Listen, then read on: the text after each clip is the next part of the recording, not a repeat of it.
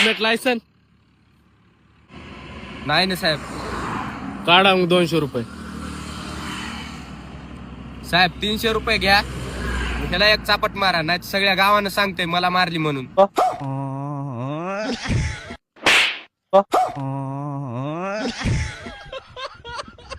भाई